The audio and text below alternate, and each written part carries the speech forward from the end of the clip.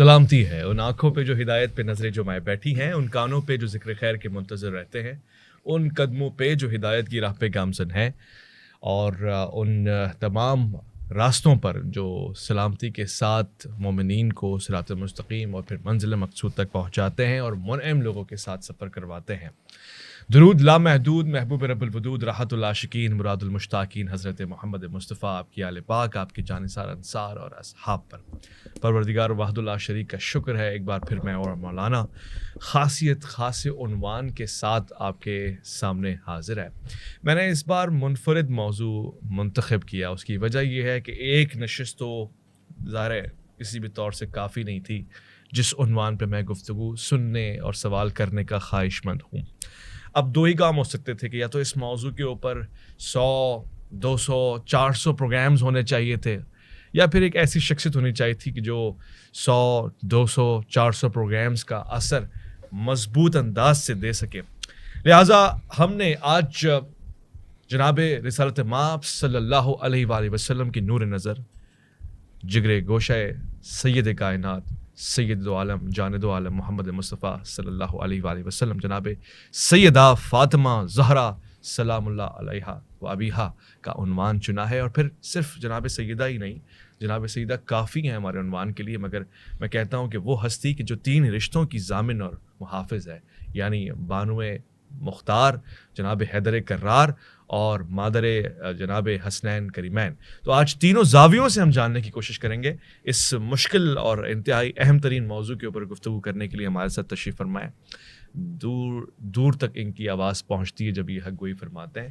اپنے عنوان کو لے کے چلتے ہیں ایک مشن کے طور پہ، اور میں سوچتا ہوں کہ یہ لوگ ان کے بارے میں کیا سوچتے ہیں، یہ بھی یہ سوچتے ہوں گے، اس کی فکر نہیں کرتے، مگر ہاں یہ ضرور سوچتے ہیں کہ جن ہستیوں کی محبت اور مودت دل میں ہے ان کے بارے میں بات کرنے سے پہلے اور بات کرنے کے بعد اگر بات حق ہے تو پھر سوچنا کیا۔ علامہ یاسین قادری، السلام علیکم ورحمۃ اللہ۔ جی وعلیکم السلام ورحمۃ اللہ۔ میں آپ کو خوش آمدید کہتا ہوں۔ جناب سیدہ کے موضوع پہ گفتگو اور سوال جواب کرنے کا خواہش مند ہوں۔ سب سے پہلے اور بنیادی سوال، شاید یہ سوال میں نے آج تک کسی سے اس طرح سے نہ پوچھا ہو، علامہ صاحب جناب سیدہ سلام اللہ علیہا پوری امت میں مسلمانوں کے لیے کیا مقام رکھتی ہیں، کیا درجہ رکھتی ہیں، کیا سٹیج اور کیا لیول ہے بعد رسول کریم صلی اللہ علیہ وآلہ وسلم؟ نحمدہ ونصلی ونسلم علی سیدنا و مولانا محمد و آل محمد، اما بعد فاعوذ باللہ من الشیطان الرجیم، بسم اللہ الرحمن الرحیم۔ سب سے پہلے تو اویس ربانی صاحب میں آپ کو مبارکباد پیش کرتا ہوں کہ آج کے پرفتن دور میں، نفسہ نفسی کے دور میں، مادیت پرستی کے دور میں جس طرح آپ یہ مشن لے کے نکلے ہیں، محبت اہل بیت، مودت اہل بیت، تاکہ یہ کریا کریا گاؤں گاؤں بستی بستی یہ پیغام پہنچے۔ تو آج کل جو میں کچھ دیکھ رہا ہوں سوشل میڈیا پہ یا الیکٹرانک میڈیا پہ، نفسہ نفسی کا عالم ہے۔ آقا علیہ الصلوۃ والسلام کے اصحاب ہوں یا آقا علیہ الصلوۃ والسلام کے اہل بیت اطہار ہوں، یہ جو مقدس ذوات مقدسہ ہے، یہ نفوس قدسیہ ہے، ہم بھول چکے ہیں، ان کی سیرت کو بھول چکے ہیں، ان کے جو احکام ہیں ان کو بھول چکے ہیں۔ تو آج جو کچھ بھی آپ کر رہے ہیں، یقین کریں جب میں آپ کو دیکھتا ہوں، جب میں سنتا ہوں، تو میرے جسم کا لوں لوں آپ کے لیے دعا کرتا ہے۔ اللہ تبارک و تعالیٰ آپ کی توفیقات میں اضافہ کرے۔ اور میری طبیعت میں مبالغہ نہیں ہے، میں جینون اتھینٹک دو ٹوک بات کرتا ہوں، کسی کو اچھی لگے یا بری لگے۔ تو میرا دل بہت خوش ہوتا ہے آپ کے یہ پروگرام دیکھ کے، جس طرح مختلف مکاتب فکر کے علماء کو بلاتے ہیں، پھر ان کی آراء لیتے ہیں، تو یہ بہت اچھی چیز ہے جو لوگوں تک پیغام پہنچ رہا ہے۔ باقی بات رہ گئی پاک سیدہ کے حوالے سے، یہ ایک ایسی شخصیت ہے اویس بھائی، میں آپ کو جرمن بات بتاتا ہوں۔ 40 سال مجھے ہو گئے، میں نے آقا علیہ الصلوۃ والسلام کی حدیث کے سمندروں میں گوتے لگائے ہیں۔ ماشاءاللہ۔ میں نے قرآن کا مطالعہ کیا، آقا علیہ السلام کی حدیث کا مطالعہ کیا ہے۔ 25 سے زائد اہل بیت اطہار کی عظمت پہ میں کتابیں لکھ چکا ہوں۔ لاکھوں احادیث مصطفیٰ کے سمندروں میں میں نے گوتے لگائے۔ واللہ باللہ تاللہ مجھے پاک سیدہ کی سمجھ نہیں آئی کہ یہ کیسی ہستی تھی، یہ دنیا میں کس رنگ میں آئی، یہ دنیا میں کس روپ میں آئی۔ آپ کی سیرت کو پڑھا میں تو میں دنگ رہ گیا۔ کیا آج کل کے ایسے حالات میں، ایسے ایٹماسفیئر میں، آج کے اس زمانے میں ایسی سیرت؟ جو قیامت تک آنے والی جو ہماری خواتین ہیں ان کے لیے وہ مثل راہ بن گئی ہے۔ اور پاک سیدہ کی جہاں تک میں آپ نے کہا کہ امت میں اور مسلمانوں میں یا پوری کائنات میں آپ کا کیا سٹیٹس ہے، کیا مقام اور مرتبہ ہے، میں ایک ہی جملے میں کہتا ہوں، صرف نبوت اور رسالت کو نکال دیں، اس کو چھوڑ کے باقی سر سے پاؤں تک جو پوری کائنات میں تاجدار کائنات جو بعد از خدا بزرگ توئی قصہ مختصر جو پوری کائنات میں سب سے اعلیٰ ہستی، سب سے اعلیٰ پرسنالٹی ہیں، اگر کسی نے دوسرا محمد دیکھنا ہو نا تو پاک بطول فاطمہ زہرا کو دیکھ لو۔ اللہ، اور یہ میں نہیں کہہ رہا، یہ ام المومنین حضرت عائشہ صدیقہ رضی اللہ تعالی عنہا ہماری اماں جان کہہ رہی، وہ کہتی ہے کہ جب یہ بخاری میں بھی روایت موجود ہے کہ میرے گھر میں میرے حجرہ میں آقا علیہ السلام کی تمام ازواج ہم جمع تھی، تمام کی تمام، ایک بھی غیر حاضر نہیں تھی، یکا یک سیدہ کائنات فاطمہ زہرا سلام اللہ علیہ آپ چلتی ہوئی تشریف لے آئی۔ آپ فرماتی اللہ کی عزت کی قسم یوں لگ رہا تھا جیسے مصطفیٰ آ رہے، یعنی خرام ناز مصطفیٰ جیسا، انداز تکلم مصطفیٰ جیسا، انداز گفتگو مصطفیٰ جیسا، خرام ناز مصطفیٰ جیسا، الفاظ کا انتخاب مصطفیٰ جیسا، مسکان مصطفیٰ جیسی، جب بولتی کلام مصطفیٰ جیسا۔ آپ فرماتی اللہ کی عزت کی قسم یوں لگتا تھا جیسے پاک محمد آ گئے۔ تو اس حضور کی اس امت میں جو پاک سیدہ کا سٹیٹس ہے وہ بالکل وہی سٹیٹس ہے جو اس امت میں تاجدار کائنات کا ہے۔ اس کی سب سے بڑی دلیل یہ ہے کہ جو صحیح بخاری میں، صحیح مسلم میں، ترمذی میں، بلکہ میرے پاس وقت نہیں ہے، آپ کو پتہ ہے جو لوگ مجھے سنتے ہیں ان کو پتہ ہے کہ حوالہ جات کی کمی نہیں ہے، جو آقا علیہ الصلوۃ والسلام نے فرمایا نا کہ فاطمہ تو بدعۃ منی، فاطمہ میرا ٹکڑا ہے، یہ جو جملہ ہے نا آقا علیہ الصلوۃ والسلام پر، اس پہ غور کریں، یعنی حضور علیہ السلام کل ہیں، پاک سیدہ اس کل کا جز ہیں۔ قرآن مجید فرقان حمید کی 114 صورتیں ہیں نا، اگر ایک ایک سورہ کو بندہ الگ کرے، آپ کو میں سورہ کوثر پکڑا دوں، کسی کو سورہ بقرہ، کسی کو انفال، کسی کو احزاب، کسی کو ناس، کسی کو فیل، تو وہ قرآن کے الگ الگ جز ہیں۔ ایسا ہی ہے، یعنی کہ سورہ کوثر دیکھیں، قرآن کا جز ہے نا، کل قرآن تو نہیں ہے نا۔ اگر میں کسی کو کہوں کہ بھائی یہ سورہ کوثر ہے، اس کو زمین پہ رکھ دو، تو وہ آگے سے کہیں گے بھائی یہ کیسی بات کر دی آپ نے، یہ تو قرآن کا ٹکڑا ہے۔ میں کہوں گا بھائی قرآن کا ٹکڑا اور جز ہی ہے، کل قرآن تو نہیں ہے نا۔ صحیح۔ وہ کہیں گے جس طرح کل کی تعظیم اور توقیر ہے، اس کے آداب ہیں، اسی طرح جز کے ہیں۔ تو میں یہ کہنا چاہتا ہوں کہ جس طرح کل سبحان اللہ پاک مصطفیٰ کی تعظیم اور توقیر ہے، اسی طرح پاک سیدہ جو کہ حضور کا بدع ہیں، حضور کا جز ہیں، ٹکڑا ہیں، بالکل اسی طرح تعظیم ہوگی۔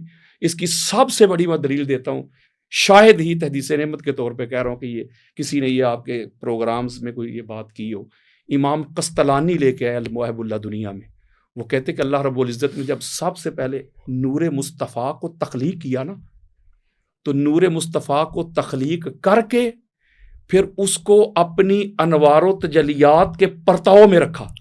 کس کو بلا؟ نور مصطفیٰ کو۔ اس نور پہ اللہ رب العزت نے اپنی رحمت کا رنگ چڑھایا، اپنے ذاتی اوصاف، اپنی ذاتی صفات کا رنگ چڑھایا، یعنی صفات مصطفیٰ کے رنگ اترتے گئے، صفات الہیہ کے رنگ چڑھتے گئے، اپنے فضل، کرم، شان رحیمیت، کریمیت، سارے رنگ چڑھائے، اور ہزارہ سال تک، پتہ نہیں وہ سال کون سے تھے، نظام شمسی والا سال تو نہیں تھا، پتہ نہیں وہ سال کون سے تھے۔ امام قسطلانی لکھتے ہیں کہ سال ہا سال تک وہ رنگ چڑھاتا گیا، اپنی انوار و تجلیات کے پرتاؤ ڈالتا گیا۔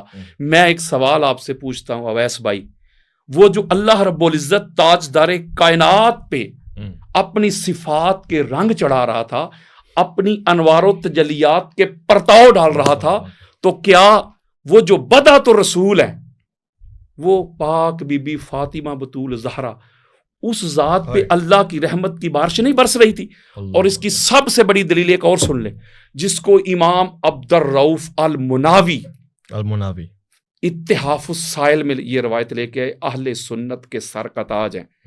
आका अलैहिस्सलातु वस्सलाम ने फरमाया, हदीस आपने सुनी होगी, काला रसूलुल्लाह सल्लल्लाहु अलैहि व आलिहि वसल्लम इन्ना फातिमा तो उम्मे अबीहा। मेरे आका ने फरमाया, लोगों सुनो, फातिमा अपने बाप की है। अरबी जुबान का एक कायदा, एक हुसन है, सबसे फसीहो बलीग जो लैंग्वेज है ना पूरी कायनात में, वो अरबी है और कोई नहीं। अरबी का कायदा, एक हुसन ये है कि इसका रूट वर्ड होता है जिससे अल्फाज जन्म लेते हैं। फर्ज करें इल्म, आइन लाम और मीम, ये है एक रूट वर्ड। अब ये आइन लाम और मीम, ये 3 हरूफ जो हैं, ये जो मादा है, ये जिस लफ्ज में भी आपको मिले या जहां जहां भी आपको मिले, इसका जो मादा है ना उसका माना जरूर देगा। यानी इल्म, आइन लाम और मीम, जानना, नॉलेज। अब आइन लाम और मीम से बना मुअल्लिम, तो माना क्या है? इल्म पढ़ाने वाला।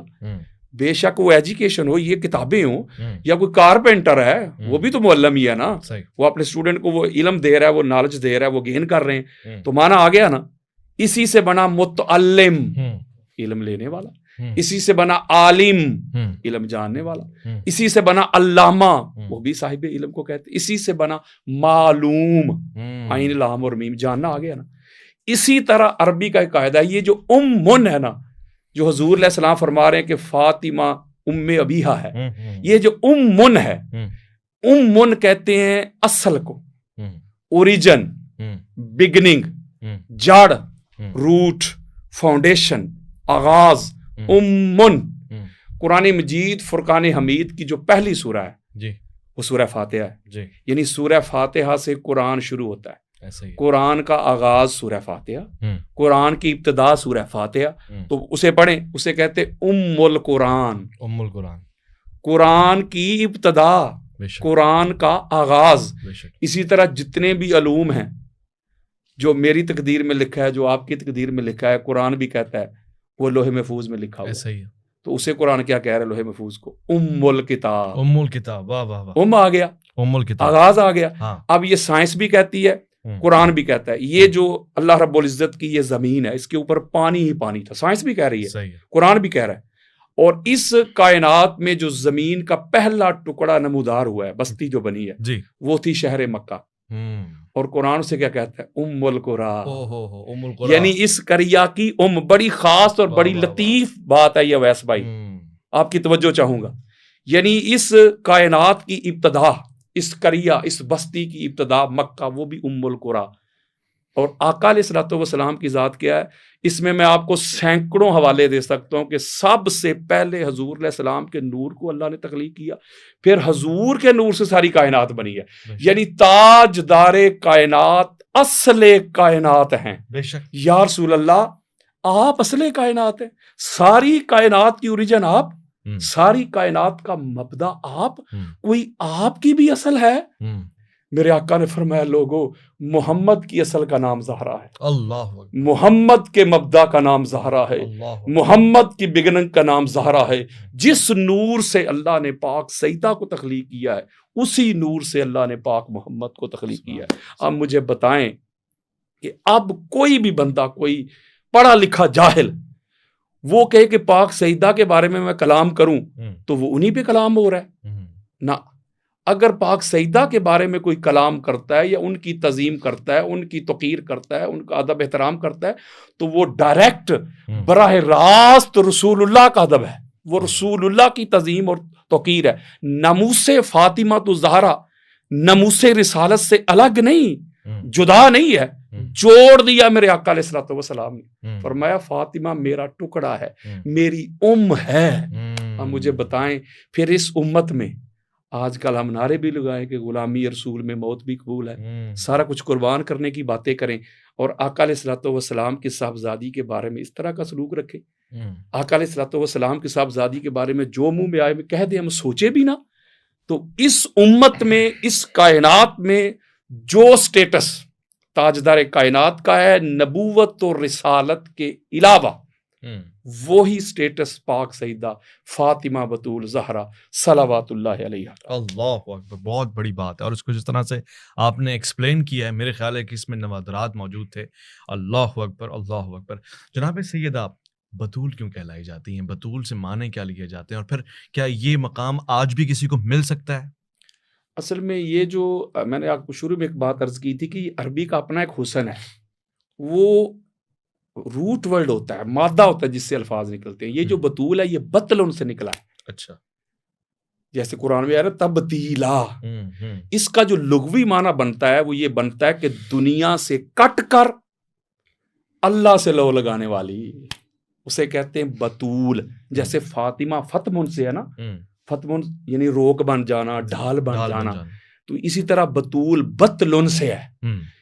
بخاری میں، مسلم میں، ابو داؤد میں، نسائی میں، ترمذی میں یہ روایات بھری پڑی ہیں، بلکہ الاستیاب میں، تاریخ طبری میں، کہ پاک سیدہ سردیوں کی ٹھٹھرتی راتوں کو، جو اتنی طویل راتیں ہوتی ہیں، جب اللہ کی بارگاہ میں کھڑی ہوتی، جب انوار و تجلیات کا وہ پرتاؤ ہوتا، جب اللہ کے ساتھ وہ رابطہ ہوتا، دن بھر تو ساری دنیا کے معاملات ہوتے، کہیں چکی چلا رہی ہیں، کہیں حسنین کریمین کے کپڑے واش کر رہی ہیں، یہ سارے معاملات، کہیں مولا علی علیہ السلام کی خدمت کر رہی ہیں، تاجدار کائنات کا دیدار کر رہی ہیں، تو دن بھر تو آپ بزی رہتی، دنیا کے جو دیگر معاملات ہوتے ان کو دیکھتی، چیک کرتی، لیکن جب رات ہوتی تو ساری ساری رات مصلی پہ کھڑی ہو کے فرمایا کرتی تھی، مولا یہ تیری راتیں اتنی مختصر اللہ کہ تیری یہ بندی، تیری یہ فاطمہ جی بھر کے تیری عبادت بھی نہیں کر سکتی۔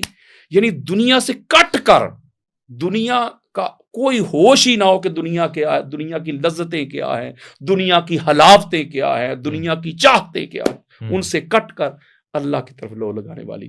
اور یہ پرسنالٹی وہ ہے کہ جنہوں نے اپنے بچپن میں تاجدار کائنات کی گود میں یہ سارے معاملات شروع کیے تھے، اور گود میں تاجدار کائنات فرمایا کرتے تھے۔ جب پاک سیدہ خدیجۃ الکبریٰ سلام اللہ علیہا کا جب آخری وقت آیا نا، بڑا اس میں لطیف نکتہ ہے، آخری وقت آیا تو آقا علیہ الصلوۃ والسلام کی بارگاہ میں رو کے کچھ بات کرنا چاہ رہی تھی، یہ بخاری مسلم میں موجود ہے، تو عرض کرنے لگی، یا رسول اللہ میں ایک بات کرنا چاہتی ہوں، آپ کی خدمت میں عرض کرنا چاہتی ہوں، مجھے حیا آ رہی ہے، اگر آپ تھوڑی دیر کے لیے مجھے اکیلا چھوڑے، میں وہ بات جو میرے دل میں، جو میری ایک خواہش ہے، میں وہ فاطمہ کو کہتی ہوں، فاطمہ آپ کو کہتے ہیں۔ اللہ۔ آقا علیہ الصلوۃ والسلام تھوڑی دیر کے لیے تشریف لے کے چلے گئے، تو جب واپس پلٹ کے آئے تو پاک سیدہ کو چونکہ بتا دیا تھا، جب بتا دیا تھا تو اس وقت جب رو کے کہا نا اپنی بیٹی کو، تو ایک جملہ کا ہے، وہ بات میں آگے بتاؤں گا، کہ جملہ کا ہے پاک سیدہ نے، فرمایا امی جان آپ اس وجہ سے پریشان ہیں نا، اس وجہ سے رو رہی ہیں کہ جس طرح آپ آقا علیہ الصلوۃ والسلام کو کفار کے طعن و تشنیع سے بچایا کرتی تھی، میرے بابا جان کی خدمت کرتی تھی، اپنا مال لٹایا کرتی تھی، خطرات کو آپ فیس کرتی تھی، دشمنان رسالت کا آپ سامنا کرتی تھی، روکتی تھی، میں آپ سے وعدہ کرتی ہوں، میں آپ کی بیٹی آپ سے وعدہ کرتی ہوں کہ آپ کا یہ مشن میں جاری رکھوں گی۔ اللہ اکبر۔ اور بڑی لطیف بات ہے، امن کا معنی ماں بھی ہوتا ہے نا، تو امن ماں اس لیے ہوتی ہے کہ بچے کی ابتدا ماں سے ہوتی ہے، بالکل ایسا ہی، ٹھیک ہو گیا، آغاز۔ اور دوسرے پوائنٹ آف ویو سے میں دیکھوں تو ذرا آپ ماں کی جو ذمہ داریاں وہ چیک کریں، ماں کیا کام کرتی ہے؟ بچے کی پرورش کرتی ہے، اس کے لیے کھانا تیار کرتی ہے، اس کو غسل دیتی ہے، کنگھی کرتی ہے، تیار کرتی ہے، سارے معاملات دیکھتی ہے، یہی کام ہے نا ماں کے۔ اور یہ آپ ہماری اہل سنت کی کتابیں بھری پڑی ہیں، جو ایک ماں کا کردار تھا نا وہ پاک سیدہ نے ادا کیا۔ اللہ اکبر۔ دیکھیں اور بھی معاملات تھے، لیکن یہ بڑی معروف روایت ہے، آپ نے بھی سنی ہوئی ہے، بخاری میں موجود ہے، کہ جب آقا علیہ الصلوۃ والسلام کی نماز جب آپ ادا کر رہے تھے سین کعبہ میں، تو آپ کی پشت مبارک کے اوپر اجڑی لا کے رکھی گئی، تو پاک سیدہ نے گھرائی اور پھر دفاع کیا حضور علیہ السلام کا، اور پھر آقا علیہ الصلوۃ والسلام کی زلفیں کھول کے اس میں تیل ڈال کے مالش کیا کرتی تھی، کنگھی کیا کرتی تھی۔ یہ وہ باتیں بتا رہا ہوں جو کتابوں میں لکھی ہوئی ہیں، یعنی وہ سارے معاملات جو ایک ماں کا کردار ہوتا ہے وہ پاک سیدہ نے ادا کی، وہ سارے معاملات پاک سیدہ ادا کرتی۔ تو اس موقع پہ آپ عرض کرتی ہیں امی اس بات کی فکر نہ کیجیے گا، فاطمہ بھی ہے۔ اور مسئلہ کیا تھا کہ آقا علیہ السلام کی وہ جو ردا تھی نا، وہ جو کملی مبارک تھی، وہ پاک سیدہ چاہتی تھی کہ مجھے اس سے کفن دیا جائے۔ اللہ اکبر۔ جب یہ بات پاک سیدہ فاطمہ بطول زہرا سلام اللہ علیہا نے حضور علیہ السلام کی بارگاہ میں پیش کی، بتائی، خدا کی عزت کی قسم جب میں نے یہ پڑھا روایت کو، میرے رونگٹے کھڑے ہو گئے۔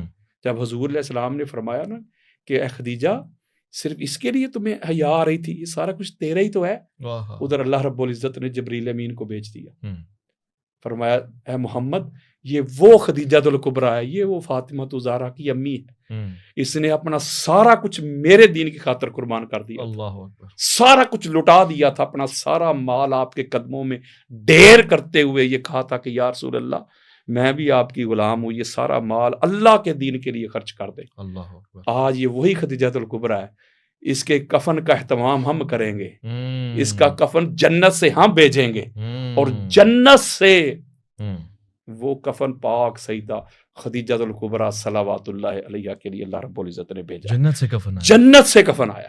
اللہ اور یہ وہ ہستیاں ہیں، یہ وہ نفوس قدسیہ ہے، اللہ کی عزت کی قسم، یہ انسان کی جو عقل ہے، جو انسان کا فہم و ادراک، جو انسان کا شعور ہے، میں اور آپ ساری کائنات بھی مل جائے ان کی حقیقت کو جان نہیں سکتے۔ یہ وہ ہیں، یہی میں بات دنیا کو بتا رہا ہوں کہ خدا را پاک سیدہ کو رسول سے جدا کر کے نہ دیکھو، یہ سارے کے سارے ایک ہیں، جدا ہے ہی نہیں۔ اور ہماری کتابیں بھری پڑی ہیں۔ میں نے ایک بات کرتا ہوں، پھر اگلا سوال لیتا ہوں، میں نے زندگی میں کبھی ایک حوالہ بھی شیعہ کتاب کا نہیں دیا۔ اچھا، سارا تسنن کی کتاب سے ہزاروں لیکچر میرے پڑے ہوئے ہیں، آپ دیکھ لیں یوٹیوب پہ، سوشل میڈیا پہ، ٹی وی چینل سے لے کے عوامی اجتماعات تک، کتابوں میں کوئی مائی کا لال ایک حوالہ یا میری ایک بات کہیں سے نکال کے لے آئے کہ میں نے کسی شیعہ کتاب کا حوالہ دی۔ سنیت ہی بتائی ہے، سنیت ہی پڑھائی ہے، سنیت ہی سمجھائی ہے، اور دنیا کو یہ پیغام اور میسج دیا ہے کہ سنی ہوتا ہی وہ ہے جو مصطفیٰ کریم کی اس شہزادی کو اس طرح گردن جھکا کے تسلیم کرے۔ بھائی کیا بات ہے، سبحان اللہ، بہت قیمتی جملے ہیں آپ کے۔ اور پھر آپ نے اہل سنت کے حوالے سے جو بتایا ہے کہ محبت اور مودت کامل ہی نہیں ہے، مگر یہ کہ عاجزی انکساری ان لوگوں کے سامنے ادب کے دامن کو پھیلانا کہ جو واقعی مودت کا تقاضا بھی ہے۔ قبلہ جناب حضرت مولا کائنات حضرت علی کرم اللہ وجہہ کی حضرت جناب سیدہ فاطمہ سے شادی کیسے ممکن ہوئی؟ یہ رشتہ کہاں بنا، کیسے بنا؟ اور اس سے پہلے بھی دیگر اچھے رشتے جناب سیدہ کے لیے آئے تھے، جناب حضرت علی کا امتحان اور ان کا انتخاب کیوں؟ اس میں دیکھیں جو محب الدین تبری ہے، ہماری اہل سنت کے سر کا تاج ہیں، وہ اس کو ریاض الندرہ میں لے کے آئے ہیں۔ انس بن مالک رضی اللہ تعالی عنہ اس کے راوی ہیں کہ آقا علیہ الصلوۃ والسلام نے فرمایا کہ ان اللہ امرانی، اللہ نے مجھے امر بھیجا نزوجہ فاطمہ من علی، اللہ کی طرف سے آرڈر آ گیا ہے، اللہ کا فرمان آ گیا کہ ہم نے عرش پہ علی اور فاطمہ کا نکاح کر دیا ہے، اے حبیب مکرم آپ بھی دنیا میں اس کا اعلان کر دیں۔ اللہ، یعنی کہ پاک سیدہ کا اور مولا علی علیہ السلام کا یہ جو عقد ہوا ہے، یہ جو انتخاب ہوا ہے، یہ دنیا میں نہیں ہوا، عرش پہ ہوا ہے، اور اللہ نے کیا ہے۔ اس میں ایک بڑی ایمان افروز بات ہے، ایک بڑی لطیف بات ہے کہ مولا علی علیہ السلام کی جو ولادت ہے یا ان کا جو ظہور ہے وہ خانہ کعبہ میں ہوا ہے، تو خانہ کعبہ اللہ کا گھر ہے۔ دیگر بھی وجوہات ہوں گی، اس کے فیوز و برکات ہوں گے، اس کا تو میں انکار کر ہی نہیں رہا۔ اتنی عظمت ہے مولا علی علیہ السلام کی، اتنی رفت ہے کہ اللہ کے گھر میں ان کی آمد ہوئی ہے۔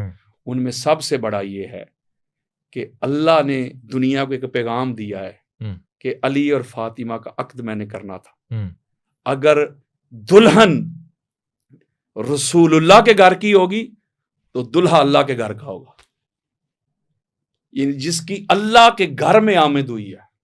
علی ابن ابی طالب علیہ السلام، بے شمار جو صوفیاء گزرے ہیں نا، انہوں نے یہ بات لکھی ہے جو میں اپنے پاس سے نہیں کر رہا، یہ میں آگے نقل کر رہا ہوں۔ انہوں نے لکھا ہے اپنی کتب میں کہ اس میں ایک حکمت یہ بھی تھی، دنیا کو پیغام دینا تھا کہ دلہن نبی کے گھر کی ہوگی اور دلہا اللہ کے گھر سے آئے گا۔ یہ ایک سب سے بڑی حکمت ہے پاک سیدہ کا جو عقد ہوا ہے مولا علی علیہ السلام کے ساتھ۔ دوسری بات، آپ نے پوچھا ہے کہ مولا علی علیہ السلام کا انتخاب کیوں؟ بلا تشبیہ ہو بلا مثال. آج اگر آپ دیکھیں، آج اگر کسی بیٹی کے لیے کوئی چوائسیز ہوتی ہیں، کوئی رشتے آتے ہیں 2 3 4، تو جو بیٹی کا باپ ہوتا ہے وہ چیک کرتا ہے، تقابل کرتا ہے کہ یہ جتنی آپشنز ہیں میرے سامنے، ان میں سب سے متقی کون سا ہے، پرہیزگار کون سا ہے، یا نان و نفقہ کون اچھے طریقے سے دے سکتا ہے. اس کی کوالٹیز دیکھتا ہے، پھر اس کے بعد جو اس کو سب سے بہتر لگتا ہے اس کا انتخاب کر لیتا ہے. صحیح. اب یہاں معاملہ تھا مولا علی علیہ السلام کا اور پاک سیدہ کا. صحیح. یہ تو آپ نے سنا ہوا کہ یہ بڑی معروف حدیث مبارکہ کہ آقا علیہ السلام نے فرمایا کہ اگر علی علیہ السلام نہ ہوتے تو فاطمہ کو کوئی کفو نہ ہوتا. یہ تو سنا ہے نا. جی جی جی. اس کی وجہ کیا ہے؟ اس کی وجہ یہ تھی کہ جس طرح پاک سیدہ کا حسب ہے، نسب ہے، ان کا خاندان ہے، اس کے لیول کا کوئی اور نہیں ہے. اچھا. جتنے بھی آئے رشتے، میں نام نہیں لے رہا، ان میں کوئی مولا علی علیہ السلام کے لیول کا نہیں تھا. اچھا. اس کی سب سے دلیل بڑی یہ ہے کہ یہ بھی آپ نے روایت سنی ہوگی کہ آقا علیہ الصلوۃ والسلام نے فرمایا تھا کہ علی مجھ سے ہے، میں علی سے ہوں. یعنی علی منی وانا من علی، علی مجھ سے، میں علی سے. پھر ایک یہ بھی روایت آپ نے سنی ہے کہ قال رسول اللہ صلی اللہ علیہ وآلہ وسلم خلقت انا و علی من نور واحد. یہ علامہ علوسی روح المعانی میں جلد نمبر 6 صفحہ نمبر 686 میں بیروت لبنان کی چھپی ہوئی کتاب ہے، اس میں یہ روایت لے کے آئے. آقا علیہ السلام فرماتے میں اور علی ایک نور سے تخلیق ہوئے. یعنی جس نور سے اللہ نے محمد کو تخلیق کیا، اسی نور سے اللہ نے علی کو تخلیق کیا. یعنی تخلیق چیک کریں. اب تخلیق میں مولا علی علیہ السلام کا کوئی مقابلہ نہیں کر سکتا. پھر آقا علیہ السلام فرماتے قال رسول اللہ صلی اللہ علیہ وآلہ وسلم علی لحمی. آقا علیہ السلام نے فرمایا کہ علی میرا گوشت ہے. اللہ اکبر. پھر آقا علیہ السلام نے فرمایا قال رسول اللہ صلی اللہ علیہ وآلہ وسلم علی دمی. علی میرا خون ہے. پھر روایت قال رسول اللہ صلی اللہ علیہ وآلہ وسلم علی روحی. علی میری روح ہے. قال رسول اللہ صلی اللہ علیہ وآلہ وسلم علی نفسی. علی میری جان ہے.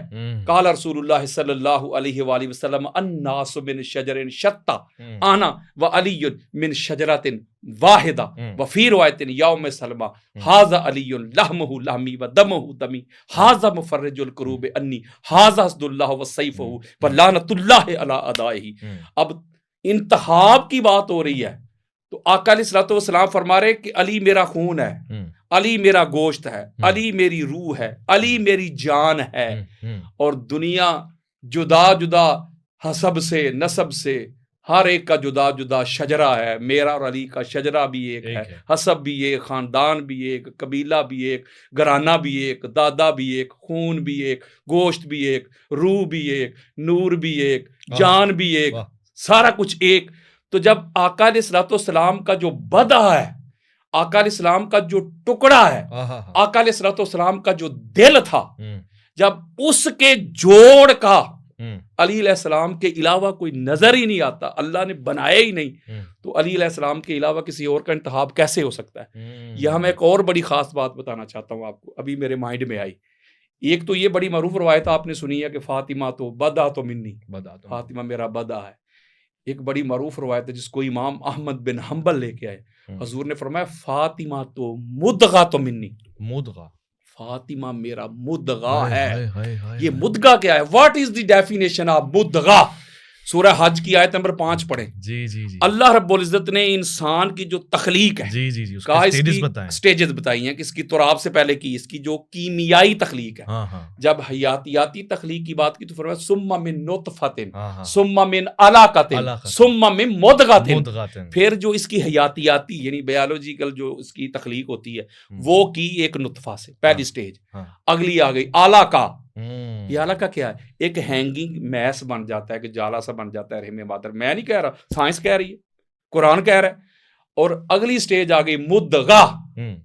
وہ جب مدغہ بنتا ہے تو قرآن کہتا ہے کہ وہ جب مدغہ بنتا ہے، وہ ایک لوتھڑا سا جب بنتا ہے نا، اس میں اللہ روح ڈالتا ہے. اویس بھائی ذرا غور کیجئے گا، خدا کی عزت کی قسم. میرے آقا نے فرمایا فاطمہ تو مدغہ تو منی. لوگو فاطمہ محمد کا وہ مدغہ ہے، فاطمہ میں محمد کی روح بستی ہے. یہ مقام اور مرتبہ جس کا دیکھنا مصطفیٰ جیسا، جس کا چلنا مصطفیٰ جیسا، جس کا بولنا مصطفیٰ جیسا، انداز تکلم، انداز گفتگو، خرام ناز مصطفیٰ جیسا، علم مصطفیٰ جیسا. جب یہ سارا کچھ تاجدار کائنات کی جو کلی صفات ہیں وہ پاک سیدہ میں اس کی جھلک نظر آتی ہے، تو پھر یہ ساری کی ساری حضور کی جھلک نبوت اور رسالت کو چھوڑ دے. پوری کائنات میں جو سر سے پاؤں تک محمد جیسا ہے نا، اس کا نام علی ابن ابی طالب. حدیث پڑھ دوں، بخاری کھولے. قال رسول اللہ صلی اللہ علیہ وآلہ وسلم اما تردان تکون منی بمنزلۃ ہارون من موسیٰ الا انہ لا نبی بعدی. میرے آقا فرماتے علی خوش ہو جائے اس بات پہ، تیری اور میری منزلت، منزلت کسے کہتے ہیں؟ مقام کو یار، رتبہ، درجہ، سٹیٹس، سکیل.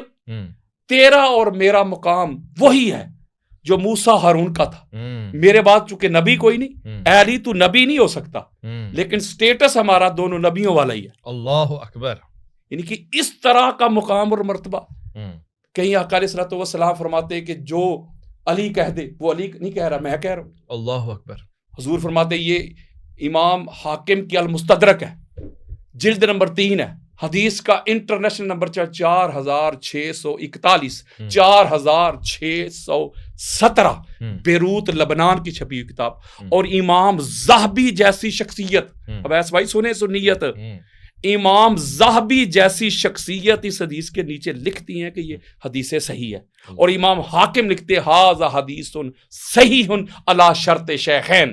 وہ لکھتے ہیں امام بخاری اور مسلم کی شرائط پر یہ حدیث صحیح ہے. حدیث کیا ہے؟ قال رسول اللہ صلی اللہ علیہ وآلہ وسلم من اطاعنی فقد اطاع اللہ ومن عصانی فقد عصى اللہ ومن اطاع علیا فقد اطاعنی ومن عصى علیا فقد عصانی. اللہ اکبر. یعنی آقا علیہ السلام نے فرمایا کہ جس نے میری اطاعت کی، میرا حکم مانا، اس نے اللہ کا مانا. جس نے میری معصیت کی، نافرمانی کی، اس نے اللہ کی معصیت کی. اور سنے جملہ، اور میرے بعد جس نے علی کی اطاعت کی اس نے میری کی، اور جس نے میری کی اس نے اللہ کی کی، اور جس نے علی کی نافرمانی کی اس نے میری نافرمانی کی. اس کا معنی کیا؟ کہ اپنے ساتھ علی علیہ السلام کو جوڑ دیا. آقا علیہ الصلوۃ والسلام نے فرمایا یہ وہ علی ہے، یہ دنیا میں بھی میرا بھائی ہے، آخرت میں بھی میرا بھائی ہے. جب کوئی کسی کا بھائی بھائی نہیں رہے گا، کلو سبب ینقطع الی یوم القیامۃ الا ما کان من سبب و ناسبی. حضور نے فرمایا کہ سارے حسب نسب منقطع ہو جائیں گے قیامت کے روز سوائے میرے اور حسب کے. کیوں؟ اور علی کے حسب کے. اسی لیے فرمایا تھا یا علی انت اخی فی الدنیا والآخرہ، تو دنیا میں بھی محمد کا بھائی ہے اور آخرت میں بھی. خون ایک ہے، حسب ایک، نسب ایک، دادا ایک، نور ایک، گوشت ایک، روح ایک. یار اتنے زیادہ فضائل والی شخصیت، اتنی صفات والی شخصیت، میں اگر ان کی صفات گنوانا شروع کر دوں تو کائنات ختم ہو سکتی ہے. انشاءاللہ اس پہ اوپر بھی ہم نشست کریں گے. تو علی علیہ السلام کے پاس جو اللہ اور اللہ کے رسول نے یہ سارے اوصاف، یہ ساری صفات ان کو عطا کی ہے، یہ کائنات میں حضور کے بعد کسی کے پاس نہیں. تو لہٰذا یہی سب سے بڑا. اس حوالے سے یہ میں دنیا داری کی بات کر رہا ہوں. پہلے میں نے کہا کہ ان کا انتخاب اللہ نے کیا ہے، صحیح ہے، اور ایبسلوٹ کیا ہے، مطلق کیا ہے. لیکن دنیا داری کے پوائنٹ آف ویو سے بھی اگر دیکھا جائے تو علی علیہ السلام کے علاوہ کوئی اہل ہی نہیں بنتا کہ پاک سیدہ کا عقد اس سے ہو.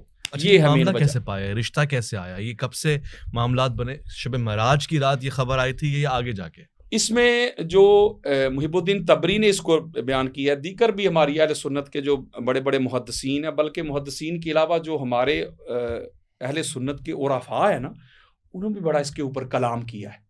بی بی پاک کی جو تخلیق کے حوالے سے، ان کے ظہور کے حوالے سے، چلو اس سے کسی کو مسئلہ بنے شاید مولوی صاحب کو. آج کل آپ کو پتہ ہے یہ مذہبی جنونیت اپنے عروج پہ ہے، یہ جو مذہبی دہشت گردی ہے کہ ذرا سی کوئی آپ کے عقیدہ سے تھوڑی سی بھی بات جدا کرے، اختلاف کر لے، ہم تو اس کو کبھی رافضی، شیعہ، وہ سنیت سے نکل گیا، اس سے نیچے تو ہم رکتے ہی نہیں نا. ایسے لگتا ہے پتہ نہیں کسی نے ان کو ٹھیکہ دے دیا وہ سنیت کا، فلاں سنی نہیں، فلاں سنی نہیں، فلاں سنی نہیں. یہ کیا طریقہ ہے؟ آپ تو اہل سنت کا موقف بیان کر رہے ہیں نا، آپ تو اچھا سنیت بیان. یہ ریکارڈنگ ہو رہی ہے، پوری دنیا سنے گی. کوئی ایک حوالہ، جتنی بھی میں گفتگو کر رہا ہوں، اگر اہل سنت کے علاوہ ہو، اگر آپ کو یہ حوالہ چاہیے میں آپ کو دے دوں گا، آپ اسکرین پہ بھی لگا دیجیے. مسئلہ یہ ہے کہ جب میں سنیت ہی بتا رہا ہوں تو پھر ان کو مسئلہ کیا ہے, ان کو پرابلم کیا ہے؟ پھر تو مسئلہ نہیں. مسئلہ یہ ہے کہ اب آپ نے کہا یہ کب کی بات ہے.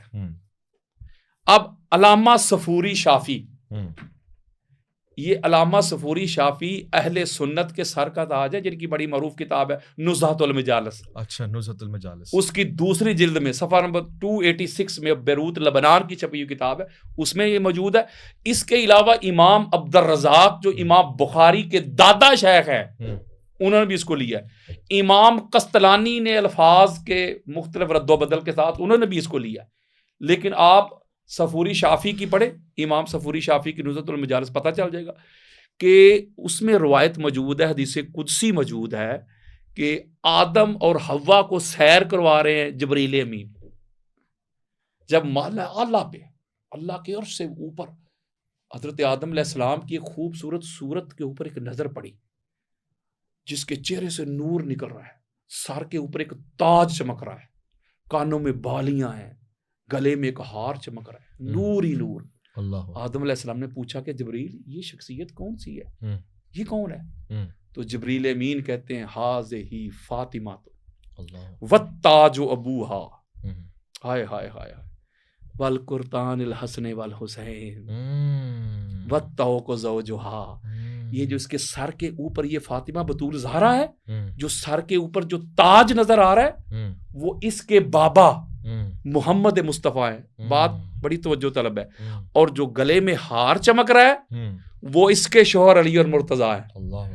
اور جو کانوں میں بالیاں نظر آ رہی ہیں وہ اس کے بیٹے حسنین کریمین ہیں. اب مجھے بتائیے کب کی بات ہے؟ اس وقت تاجدار کائنات فرما رہے ہیں کہ جبریل امین کہہ رہے ہیں علی علیہ السلام سیدہ کے شوہر ہیں.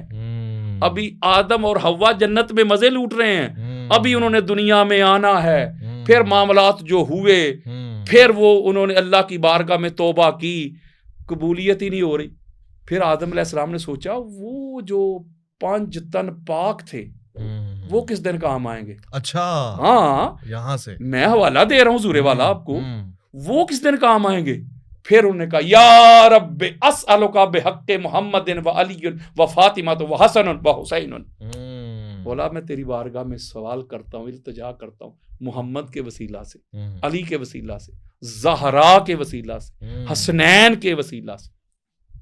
اور آگے جواب سنیں. اللہ رب العزت نے فرمایا کہ آدم حوالہ, واسطہ, ریفرنس, وسیلہ اتنا بڑا, اور آگے مانگا کیا ہے؟ یہ الفاظ ہے حدیث قدسی کے. اللہ اکبر. اللہ نے کہا کہ اتنا بڑا ریفرنس, اتنا بڑا حوالہ 5 تن پاک کا, نفوس قدسیہ کا, اور آگے مانگا کیا ہے؟ اللہ رب العزت نے فرمایا کہ آدم لو سالتانی, اگر تم مجھ سے مانگتے, اگر تم مجھ سے مانگتے بحق محمد والی و فاطمہ و حسن و حسین جمیعت ذریت کا لغفرت لہم, کہ میری ساری ذریت کو معاف کر دے مولا 5 تن پاک کے وسیلہ سے. تو قسم ہے مجھے اپنے رب ہونے کی, 5 تن پاک کے واسطہ سے میں تیری ساری نسل کو آج معاف کر دیتا. اب دیکھیں نا کہ یہ آپ نے کہا یہ کب کی بات ہے.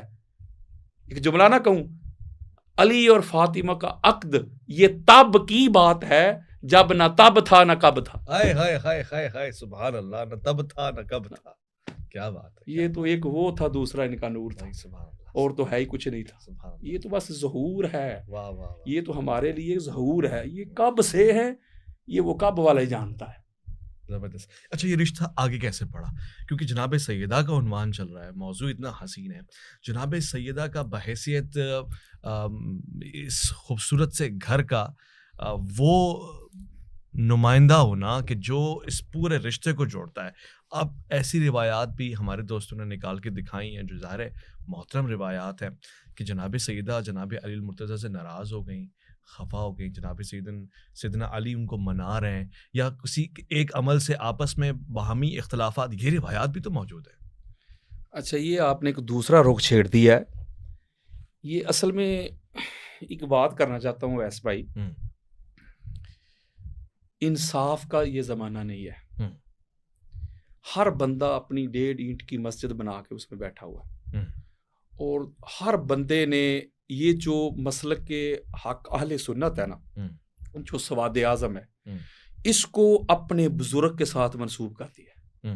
یعنی یہ جو اوشین تھا، یہ جو بحر بے کنار جو ایک سمندر تھا، اس کو ندی نالے بنا دیا.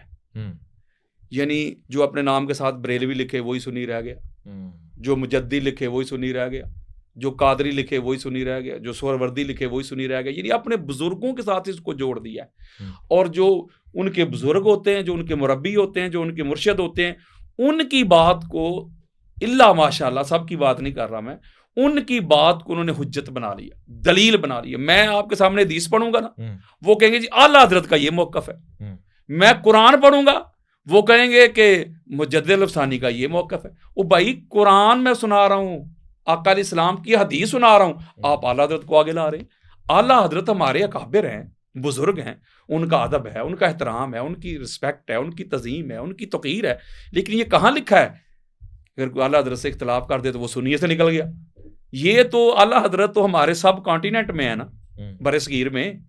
تو جو مغرب والے ہیں وہاں سنی کوئی بھی نہیں، وہ تو ان کو جانتے بھی نہیں کون ہے کہ کون نہیں. علماء کے علاوہ عام جو پبلک ہے، جو حضور سے محبت کرتی ہے، حضور کی اہل بیت سے، حضور کے صحابہ کی جو تعظیم کرنے والی پبلک ہے، عام سنی، وہ تو ان کو جانتے بھی نہیں ہوں گے کون بریلی ہے، یہ بریلی کیا ہے، ان کو کیا پتا. تو اس کا مطلب وہ سنی نہیں رہے. اہل سنت جب آپ کہتے ہیں تو اس کا مطلب یہ ہوتا ہے وہ جماع، حضور علیہ السلام کی سنت اور حضور کے صحابہ کی سنت کو فالو کرنے والے، وہ ہیں اہل سنت و جماع. تو میں بھی بات کروں گا حضور کی سنت سے اور حضور کے صحابہ. اچھا، اب اگر یہ کہتے ہیں کہ اختلاف تم فلاں سے بڑے آ گئے ہو، فلاں سے بڑے آ گئے ہو، تو اعلیٰ حضرت امام احمد رضا خان بریلوی انہوں نے اپنے اساتذہ سے اختلاف نہیں کیا. انہوں نے رسالہ لکھ مارا ہے سرکار ابو طالب علیہ السلام کے معاذ اللہ کفر پہ. ان کے استاد ان کو مومن کہہ رہے ہیں، انہوں نے رسالے لکھ مارے. تو انہوں نے خود اختلاف کیا. تو ہم تو ان کو کوئی برا بلا بھی نہیں کہتے، ہم تو ان کا ادب کرتے ہیں، عزت کرتے ہیں، تعظیم اور توقیر کرتے ہیں. لیکن بات یہ ہے کہ ہم قرآن کو، احادیث کو اور حضور کے صحابہ کو، حضور کے اہل بیت اطہار کو فالو کرتے. تو اس کا جو آپ نے مجھے یہ سوال کیا ہے کہ جو کہا جاتا ہے کہ جی پاک سیدہ جو ہے مولا علی علیہ السلام سے ناراض ہو گئی، اس کا اعلیٰ حضرت سے کیا تعلق؟ تو صحیح بخاری میں موجود یہ میں اس لیے دے رہا ہوں نا کہ وہ کہتے ہیں کہ یہ حدیث انہوں نے نہیں پڑھی تھی، تم فلاں سے بڑے آ گئے ہو. انہوں نے بخاری نہیں پڑھی تھی، انہوں نے مسلم نہیں پڑھی تھی، تم فلاں سے بڑے آ گئے ہو. میں اس لیے یہ کہہ رہا ہوں، تھوڑا سا ان کو اس لیے میں مینشن کر رہا ہوں، ان کو ذرا اپنے ساتھ میں جوڑ رہا ہوں، ان کو مخاطب اس لیے کر رہا ہوں کہ ذرا میری طرف آؤ. یہ کب کہتے ہیں؟ یہ اس لیے کہتے ہیں کہ جب یہ ہماری بخاری میں یہ روایت موجود ہے جس کو آپ باغ فتح والی روایت کہتے ہیں کہ پاک سیدہ جب حضرت ابو بکر صدیق رضی اللہ تعالیٰ عنہ کے پاس گئی تشریف لے کے، یا کسی کو بھیجا، مختلف روایات آتی، حضرت عباس بھی ساتھ گئے، کسی کو بھیجا بھی، خود بھی تشریف لے کے گئی. ساری روایات جمع کر رہا ہوں، ہماری سیاست بھری پڑی. تو انہوں نے اپنا جو ہے فدق کا مطالبہ کیا، یہ اپنا میراث کا مطالبہ کیا. تو سیدنا ابو بکر صدیق رضی اللہ تعالیٰ عنہ انہوں نے کہا جی لا نورث ما ترکنا صدقۃ. حضور علیہ السلام نے فرمایا تھا کہ ہمارا کوئی وارث نہیں ہوتا، ہم جو چھوڑ جائیں وہ صدقہ ہوتا ہے. فہو صدقۃ، وہ صدقہ ہوتا ہے. تو لہٰذا یہ فدق جو ہے یا خیبر کی جتنے بھی مال ہیں، جتنے بھی زمینیں ہیں، وہ میں آپ کو نہیں دے سکتا. تو اس پر وہ لکھا ہوا ہے ہماری کتابوں میں کہ پاک سیدہ پھر ابو بکر صدیق رضی اللہ تعالیٰ سے ناراض ہو گئیں تو تعلق ختم کر لیا. غاضبت فاجرت کے الفاظ لکھے ہوئے. ہاں جی، لکھا ہوا بالکل. لا تکلمہ حتی ماتت، جب تک بی بی حیات رہیں. اہل سنت کے پوائنٹ آف ویو سے 6 ماہ، اہل تشیع میں 60 دن بھی ہیں، 90 دن بھی ہے. جب تک بی بی حیات رہیں تو انہوں نے ابو بکر صدیق سے کلام تک نہیں کیا، تعلق ختم کر دیا. اور مولا علی علیہ السلام کو وصیت کی کہ علی جو رات کی تاریکی میں میری نماز پڑھا دینا، نماز جنازہ. تو اسی طرح ہوا، بخاری میں لکھا ہوا ہے کہ مولا علی علیہ السلام نے ان کی نماز جنازہ رات کو پڑھا دی اور ابو بکر اور عمر دونوں کو اطلاع نہ دی. بخاری میں لکھا ہوا، کسی اور کتاب کا روایات ہیں. ہاں، لفظ بلفظ بتا رہا ہوں. دونوں کو دعوت نہیں دی، خبر تک نہیں دی، ان کو بلایا بھی نہیں ہے، رات کو تدفین کر دی. مگر جنازہ پڑھانے کی بھی روایت موجود ہے. وہ دیگر کتب میں لو لیول کی جو ہماری کتابیں ہیں، طبقات ابن سعد ہوگی، تاریخی کتب میں انہوں نے وہ لے کے آئے ہیں، اس پر بھی میں بات کر سکتا ہوں. یعنی وہ ساری میڈ ان دمشق ہیں. ایک طرف ہمارے جتنے بھی اوپر سے لے کے نیچے تک آ جائیں، وہ سارے کہتے ہیں کہ قرآن کے بعد بخاری کا درجہ ہے. شیخ الاسلام ڈاکٹر محمد طاہر القادری آج کے جو بہت جو انہوں نے کام کیا، کتابیں لکھی ہوئی ہیں، ان کے لیکچر موجود ہیں، ان کی کتابوں میں لکھا. وہ کہتے ہیں کہ جو مقام احادیث کی دنیا میں بخاری کا ہے وہ کسی کا نہیں. ایسا ہی امام ذہبی نے بھی کہا ہے اوپر تک ہر ایک کا اس پہ اجماع ہے ایسا ہی صحیح بخاری کی صحت کے حوالے سے. صحیح ہے تو ویسے بھی ماشاءاللہ ٹھیک ہو گیا. تو جو بخاری میں روایت آ گئی ٹھیک ہے نا, ایک ہوں. تو ہوتا ہے نا کہ جس میں کنٹریڈکشن نہ ہو, ہوں. کوئی تضاد نہ ہو, ہوں. پھر تو کوئی مسئلہ نہیں, بخاری میں آ جائے دوسری میں بھی آ جائے. اس میں تضاد آ رہا ہے. ہوں. بخاری میں, مسند احمد بن حنبل میں, صحیح مسلم میں, مستدرک للحاکم میں, یہ بڑی کتابیں بتا رہا ہوں میں احادیث کی, ان میں موجود ہے کہ پاک سیدہ کی نماز جنازہ مولا علی علیہ السلام نے پڑھائی اور شیخین کو بلایا تک نہیں, دعوت تک نہیں تھی, یہ لکھا ہوا ہے. جو نیچے لیول کی کتابیں اس میں یہ روایت ملتی ہے. تو ہم ان کو پکڑیں کہ نیچے والی کو پکڑیں. ایک طرف آپ لوگ کہتے ہیں کہ آپ فلاں سے بڑے آ گئے, فلاں سے بڑے آ گئے, تو یہاں آ کے یہ معیار آپ کا کیوں بدل جاتا ہے؟ یہاں بھی بڑوں کو پڑھیں نا, ان کو دیکھیں کیا لکھ رہے ہیں, بخاری کیا لکھ رہے ہیں, مسلم کیا لکھ رہے ہیں, اور یہ صحیح سند ہے, اس کی سند میں بھی ذوف نہیں ہے, اتصال ہے بالکل, حدیث سے متواترہ بھی, حدیث سے مشہورہ بھی ہے.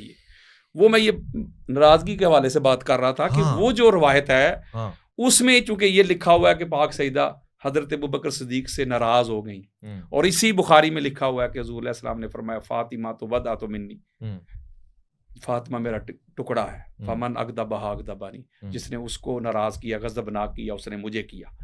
اور جو طبرانی نے اور دیگر کتب میں جو روایت ہے وہاں آقا علیہ السلام نے فرمایا ان اللہ یغضب لغضبک و یرضا لرضاک, اے فاطمہ جس سے تو ناراض ہوتی ہے اس سے اللہ ناراض ہو جاتا ہے, اور جس سے تو راضی ہوتی ہے اس سے اللہ راضی ہو جاتا ہے. یہ چونکہ ہماری کتب میں یہ روایات موجود ہیں, یہ ساری کی ساری اور صحیح روایات ہیں, کوئی بندہ بھی اس کا انکار نہیں کرتا ہے, چاہے جو گزر گئے وہ بھی, جو موجودہ ہیں وہ بھی. کوئی ایک بندہ ایسا نہیں ملے گا جو ان روایات کا انکار کرے. تو جب ان کا انکار نہیں تو اب پھر وہ کیا کہتے ہیں, تقابل کرتے ہیں. وہ کہتے ہیں بھائی بات اگر شیعہ لوگ کہتے ہیں, حالانکہ شیعہ یہ کدھر سے آ گئے, ہماری کتابوں میں لکھا ہوا ہے, تو شیعہ کہاں سے آ گئے؟ ہمارے آج کل کے علماء کہتے ہیں بھائی شیعہ کہتے ہیں کہ حضرت ابوبکر صدیق نے پاک سیدہ کو ناراض کیا ہے, تو پاک سیدہ کی ناراضگی رسول کی ہے اور رسول کی اللہ کی ناراضگی ہے. تو لہٰذا اگر یہی بات ہے تو پھر پاک سیدہ کو معاذ اللہ حضرت علی علیہ السلام نے بھی ناراض کیا. اور وہ پھر یہ روایت لے کے آتے ہیں کہ جب ابو جہل کی بیٹی کے نکاح والا معاملہ ہوا ہے, انہوں نے خواہش کا اظہار کیا کہ ہم اپنی بیٹی کا جو ہے نا, ایک روایت میں آتا ہے اس کا نام جویریہ تھا, اور یہ بھی لکھا ہے کہ اس نے کلمہ پڑھا ہوا تھا, مسلمان تھی وہ. انہوں نے خواہش کا اظہار کیا, انہوں نے کیا, انہوں نے دیگر روایات کو بھی ساتھ مکس اپ کیا, ملا کے کہا کہ علی علیہ السلام نے خواہش کی کہ میں کرنا چاہتا ہوں. تو جب پاک سیدہ کو یہ خبر پہنچی, وہ آقا علیہ السلام کی بارگاہ میں پہنچ گئی, یا رسول اللہ علی یہ کر رہے ہیں. تو آقا علیہ السلام جلال میں آ گئے. حضور علیہ السلام نے فرمایا کہ اس طرح نہیں ہو سکتا کہ رسول اللہ اور دشمن کی, رسول کے دشمن کی یہ بیٹی ایک گھر میں جمع نہیں ہو سکتی. تو لہٰذا وہ کہتے ہیں کہ بھائی اگر یہی بات تھی, ناراضگی پاک سیدہ کی اتنا بڑا جرم ہے جس کا شیعہ لوگ اتنا واویلا کرتے ہیں, حالانکہ شیعہ کی بات ہی نہیں ہے, تو وہ تو مولا علی علیہ السلام نے بھی ناراض کیا تھا. تو اس حوالے سے وہ کہتے ہیں. اب اس کا جواب سنیں. یہ جو روایت ہے ابن شہاب زوری, اس کی طرف میں جانا نہیں چاہتا, اس کی سند پہ جانا نہیں چاہتا کہ ابن شہاب زوری کون تھا. وہ بنو امیہ میں اس کا کیا پولیس میں تھا, وہ ان کا اس وقت پولیس کی پتہ نہیں کیا ٹرم استعمال ہوتی تھی, ہاں جو بھی تھی, لیکن وہ پولیس میں تھا, ان کا ہی تھا, تنہا دار تھا, ان سے تنہا لیتا تھا, جو بھی تھا. میں اس کی صحت پہ نہیں جا رہا, میں اس کو قبول کر رہا ہوں. میں اس روایت کو قبول کرتا ہوں کہ مولا علی علیہ السلام اگر دوسری شادی کرنا بھی چاہتے تھے تو یہ ان کا شرعی حق ہے کہ نہیں؟ اللہ نے قرآن مجید فرقان حمید میں آرڈر دیا کہ 2 2 3 3 4 4 کرو. اگر تم افورڈ کر سکتے ہو, ہر ایک کا حق ادا کر سکتے ہو تو کرو, اگر نہیں کر سکتے تو ایک ہی کافی ہے. یعنی یہ شرعی حکم ہے نا. اور ساتھ کہہ رہے ہیں کہ حضور علیہ السلام نے فرمایا میں کسی حلال کو حرام نہیں کرتا, حرام کو حلال نہیں کرتا. وہ اللہ کے بندو, رسول آئے ہی تو یہ کام کرنے کے لیے, حلال حرام ہی تو کرنے آئے. اور دوسری بات یہ ہے کہ یہ الزامی جواب دے رہا ہوں, الزامی جواب, کہ یہ جو کہہ رہے ہیں کہ رسول اللہ کے بیٹی اور دشمن رسول کی بیٹی ایک جگہ جمع نہیں ہو سکتی, تو جو حضرت ابو سفیان کی بیٹی ہیں حضرت ام حبیبہ رضی اللہ تعالی عنہا ام المومنین، یہ جب آقا علیہ الصلوۃ والسلام کے ساتھ عقد ہوا ہے اس وقت انہوں نے کلمہ نہیں پڑھا تھا ابو سفیان، تو وہ دشمن ہی تھے، وہ تو فتح مکہ تک دشمن رہے ہیں، جنگیں لڑتے رہے ہیں، پورا خاندان بنو امیہ کا حرب سے لے کے، میں ان کی پوری ہسٹری بھی انشاءاللہ کس دن آپ کو بتاؤں گا کسی پروگرام میں، پوری ہسٹری کہاں سے یہ حسد اور بغض کا آغاز ہوا تھا، تو وہ تو ساری زندگی دشمنی میں رہے، لڑائیاں کرتے رہے، جنگیں لڑتے رہے، تو وہ گھر میں جمع ہوئی کہ نہیں، تو لہٰذا یہ بھی کوئی اتنی معقول بات نہیں ہے۔ دوسری بات، ہم اس کو قبول کر لیتے کہ مولا علی علیہ السلام اگر دوسری شادی کر لیتے تو یہ اللہ اور اللہ کے رسول کی جو شریعت ہے اس سے تجاوز نہیں تھا، شرعی کام تھا۔ اب یہاں آ جاتے ہیں کہ مولا علی علیہ السلام نے جائز کام بھی پاک سیدہ کی ناراضگی کو ملحوظ خاطر رکھتے ہوئے ترک کر دیا، چھوڑ دیا کہ میرا حق ہے، میں دوسری تیسری شادی کر سکتا ہوں، لیکن سیدہ ناراض نہ ہو، ان کی طبیعت پہ ناگواری نہ آئے، ان کو مسئلہ نہ بنے، یہ بدعت اور رسول ہے، یہ رسول اللہ کا ٹکڑا ہے، میرے اس عمل کی وجہ سے، جائز عمل کی وجہ سے جو اللہ نے مجھے اجازت دی ہوئی ہے، کہیں پاک سیدہ پر ناراضگی نہ لے آئے، تو لہٰذا میں اس کو ترک کر دیتا ہوں۔ انہوں نے جائز کام بھی ترک کر دیا، شادی کی کہ نہیں کی۔ اس کا مطلب ہے کہ پاک سیدہ تب مولا علی سے خفا ہوتی، ناراض ہوتی اگر مولا علی علیہ السلام دوسری شادی کر لیتے، پھر آپ کہتے بھائی انہوں نے ناراض کر دیا۔ جب انہوں نے دوسری شادی پاک سیدہ کے ظاہراً ہوتے ہوئے کی نہیں تو ناراضگی ادھر گئی۔ دوسرا اسپیکٹ، اب میں نہ کسی کی گستاخی کر رہا ہوں نہ کسی کی بے ادبی کر رہا ہوں، واللہ باللہ تاللہ، پتہ نہیں یہ ملا اعظم کو کیا ہو گیا، نہ جانے کون مار دے کافر کہہ کے، شہر کا شہر ہی مسلمان بنا پھرتا ہے، کوئی ذرا سی بات کر لے گستاخ، واجب القتل۔ لیکن میں کہتا ہوں وہی بات، سمجھتا ہوں جسے حق، نیا بلہ مسجد ہوں نہ تہذیب کا فرزند، اپنے بھی خفا مجھ سے ہیں بیگانے بھی ناخوش، میں زہر ہلاہل کو کبھی کہہ نہ سکا کند، مشکل ہے کہ بندہ حق بینو حق اندیش، خشاک کے تودے کو کہے کوہ دماوند، میں تو حق بات کہوں گا، ڈنکے کی چوٹ پہ کہوں گا، اور کسی کی گستاخی اور بے ادبی نہیں کر رہا، میں سیدھی سی بات کر رہا ہوں کیٹاگوریکلی۔ مولا علی علیہ السلام نے اپنا جائز کام بھی پاک سیدہ کی ناراضگی کو ملحوظ خاطر رکھتے ہوئے ترک کر دیا، چھوڑ دیا، دوسری شادی نہیں کی۔ اب ہم یہ بات مان لیتے ہیں، حضرت ابوبکر صدیق نے کہا تھا لا نور سو ما ترکنا ہوا صدقۃ، حضور نے فرمایا تھا کہ انبیاء کی وراثت نہیں ہوتی، کوئی وارث نہیں بنتا، وہ جو چھوڑ جائیں وہ صدقہ ہوتا ہے، تو لہٰذا میں شرعی کام جو ہے اس کو ترک نہیں کر سکتا۔ مولا علی علیہ السلام نے پاک سیدہ کی خاطر شرعی کام ترک کر دیا، سیدہ ناراض نہ ہو۔ ادھر حضرت ابوبکر صدیق کو یہ کہنا چاہیے تھا کہ اے سیدہ، حضور نے یہ فرمایا کہ ہمارا کوئی وارث نہیں ہوتا، لیکن آپ آ گئی، آخری جملہ، آپ آ گئی ہیں، آپ تشریف لے آئی ہیں، یہ سارا کچھ آپ کے بابا کا ہی اور آپ کا ہی تو ہے، ہمارا کیا ہے؟ سارا کچھ، میں بھی آپ کا ہی نوکر، آپ کا ہی غلام ہوں، آپ کے بابا کا ہی غلام ہوں، یہ سارا کچھ آپ ہی کا تو ہے، سارا کچھ آپ کے قدموں پہ ڈھیر کر دے۔ سوال یہ ہے کہ آپ بتائیں گے کہ خلیفۃ الرسول کو کیا کہنا ہے کیا نہیں کہنا، اور دوسرا بحیثیت خلیفہ وہ جو حکم دے رہے ہیں، اور یہاں پر ایک گھر کی بات ہے، کیا یہ تقابل برابر ہے؟ ہاں بالکل، یہ بہت ویلڈ کوسچن ہے آپ کا۔ میں یہ بات سمجھانے کی کوشش کر رہا ہوں، میں بات کر رہا ہوں ناراضگی کے پوائنٹ آف ویو سے۔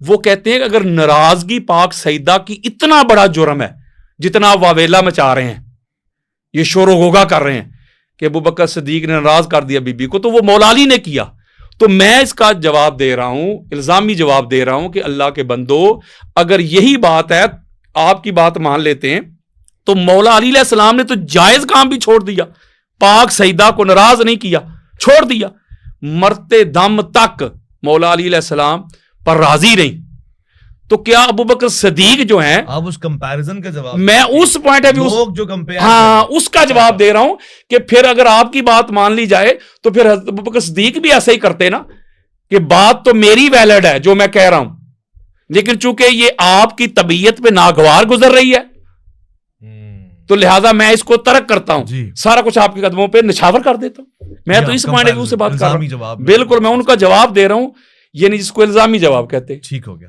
یہ، اچھا یہ آپ نے بات میرے سامنے رکھ دی۔ قبلہ انتہائی قیمتی وقت ہے اور اس میں سے ایک ایک چیز چننا بالکل ایسے جیسے کہ کوئلے کی کان سے ہیرے تلاش کرنا.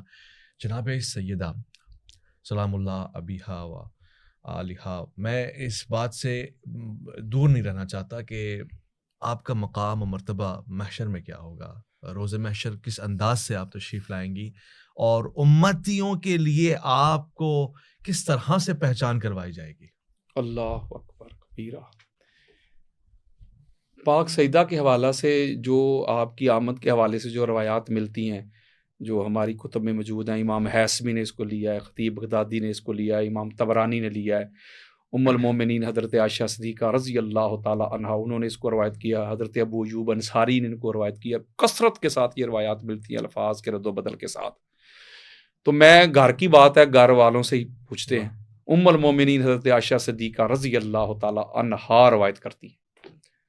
آپ روایت کرتی ہیں کہ تاجدار کائنات تاجدار امم نے مجھے بتایا کہ جب محشر کا میدان سج جائے گا ساری کائنات جمع ہو جائے گی، تو جب پاک سیدہ کی آمد ہوگی، یہ بڑی لطیف بات ہے، ساری کائنات جمع ہے، یعنی انبیاء بھی جمع ہے، انبیاء کی ازواج بھی جمع ہے، ان کی امہات بھی جمع ہے، ان کی بیٹیاں بھی جمع ہے، کائنات کے جتنے بھی اولیاء صلحاء وہ بھی جمع ہے، بڑے بڑے بادشاہ بھی جمع ہے، ساری کائنات جمع ہے. حضور فرماتے ہیں کہ جب میری بیٹی فاطمہ آئے گی، اللہ کے عرش سے ایک صدا آئے گی، ایک ندا آئے گی، یا اہل الجمع نکسوا رؤسکم وغضوا ابصارکم حتی تمر فاطمہ بنت محمد. اے معاشر والو، اہل الجمع کا لفظ استعمال ہوا ہے. اب میں ایک سوال کرتا ہوں کہ اہل الجمع میں انبیاء شامل نہیں ہیں؟ سب شامل. یہ بخاری میں روایت موجود ہے کہ ہم آدم علیہ السلام کی طرف جائیں گے، وہ کہیں گے کسی اور کی طرف جاؤ، پھر موسیٰ علیہ السلام کی طرف جائیں گے، پھر ہارون کی طرف جائیں گے، پھر عیسیٰ کی طرف جائیں گے. وہ بھائی ادھر ہوں گے تو جاؤ گے نا. اس کا مطلب انبیاء جو ہیں وہ اہل جمع میں شامل ہیں کہ نہیں ہیں؟ سارے انبیاء بھی ہوں گے، ان کی ازواج بھی ہوں گی، پوری کائنات ہوگی. یہ پروٹوکول کسی اور کے لیے نہیں ہے. مولا حضرت آسیہ آ رہی ہیں، اللہ نے کہا نہیں تو ویلکم. مولا حضرت آمنہ آ رہی ہیں، ویلکم کہو، خوش آمدید کہو، ویلکم کہو، جنت میں بھیجو. مولا حضرت مریم آ رہی ہیں سلام اللہ علیہا، خوش آمدید کہو، ویلکم کہو. حضرت سارہ آ رہی ہیں، ویلکم کہو. حضرت ہاجرہ آ رہی ہیں، ویلکم کہو. حضرت کلثوم آ رہی ہیں موسیٰ علیہ السلام کی سسٹر، ویلکم کہو. مولا فاطمہ تو زہرا آ رہی ہیں، اللہ نے کہا رک جاؤ، ندا آئے گی محشر والو، گردنیں جھکا لو. مولا جھکا لی، نظریں نیچی کرو. اللہ اکبر. فاطمہ بنت مصطفیٰ تشریف لا رہی ہے، 70,000 حوروں کے جرمٹ میں اماں کہتی ایک کلر کا لباس ہوگا. پاک سیدہ تشریف لے کے جائیں گی. اویس بھائی یہاں میں نے ایک جملہ کہنا، اللہ تعالیٰ آپ کو سلامت رکھے. ذرا اس حدیث کی ڈیپ پہ جائیں. حضور کے آپ فرما رہے ہیں کہ جب میری بیٹی فاطمہ آئے گی تو اعلان ہو جائے گا کہ گردنیں جھکا لو، نظریں نیچی کر لو. اور یہ انبیاء بھی اس میں شامل ہے. جس بی بی کی آمد پہ، جس بی بی کا پروٹوکول یہ ہے، جس بی بی کی تعظیم توقیر ادب احترام کا یہ عالم ہے کہ انبیاء کو گردنیں جھکانے کا آرڈر آ رہا ہے، تو امتی کس کھیت کی مولی ہیں؟ اللہ اکبر. انبیاء جو اللہ کی مخلوق میں سب سے اعلیٰ ہے، سب سے عرفہ ہے، معصوم ہے، پاک سیدہ کی آمد پہ ان کو آرڈر ہے کہ گردنیں جھکا لو، تو زید بکر کس کھیت کی مولی ہے؟ میں اور آپ کدھر کھڑے ہیں؟ یہ پروٹوکول، یہ عزت افزائی پوری کائنات میں فقط پاک سیدہ فاطمہ الزہرا سلام اللہ علیہا ان کے حصہ میں آئی ہے. اللہ اکبر. دیکھیں کیا مقام ہے، خدا کی قسم کیا پروٹوکول ہے. اس میں ایک جملہ نہ ایڈ کر دوں، گویا اللہ اور اللہ کا رسول آمد کا لفظ ہے. آمد کا لفظ ہے. جب میں جتنا جملہ کہہ رہا ہوں اتنا ہی لینا، اپنی مرضی سے اس میں معنی تلاش نہ کرتے رہنا. یعنی پاک سیدہ کی آمد پہ یہ پروٹوکول ہے. یعنی اللہ اور اللہ کا رسول ایک میسج دے رہے ہیں لوگوں، جب فاطمہ آئے نا میں محمد بھی کھڑا ہو جاتا ہوں. اللہ اکبر. اور پوری کائنات کو اللہ کی طرف سے آرڈر آ جاتا ہے جب فاطمہ آئے، ہائے ہائے ہائے ہائے، ان کی تعظیم اور توقیر میں کھڑے ہو کے نظریں جھکانی ہے، گردنیں جھکانی ہے. یہ آرڈر ہے انبیاء سمیت. سبحان اللہ سبحان اللہ، کیا جملہ ہے. تو پھر مجھے بتائیں کہ یہ ایک بات اور میرے مائنڈ میں آ گئی اسی تزیم کے حوالے سے، اور وہ بھی جامع ترمذی میں ہے. حضرت انس بن مالک روایت کر رہے ہیں رضی اللہ تعالی عنہ. جامع ترمذی ہماری سیاستہ کی تیسری سب سے بڑی کتاب، اہل سنت کے سر کا تاج، اس میں روایت موجود ہے. اور حدیث صحیح، حدیث متواترہ بھی مشہورہ بھی. کسی ایک امام اسما اور رجال نے اس حدیث پر بحث نہیں کی، جرا نہیں. اعلیٰ درجے کی حدیث ہے. انس بن مالک کہتے ہیں میں اپنے گھر میں سویا ہوتا، نماز فجر سے پہلے آقا علیہ السلام کی آواز سنتا، بلند آواز. انس بن مالک اے صحابی رسول کون سی آواز؟ وہ کہتے کہ رسول اللہ صلی اللہ علیہ وآلہ وسلم کا معمول یہ ہوتا کہ فجر سے پہلے پاک سیدہ کے دروازے پہ آ کے کھڑے ہو جاتے. ہائے ہائے ہائے.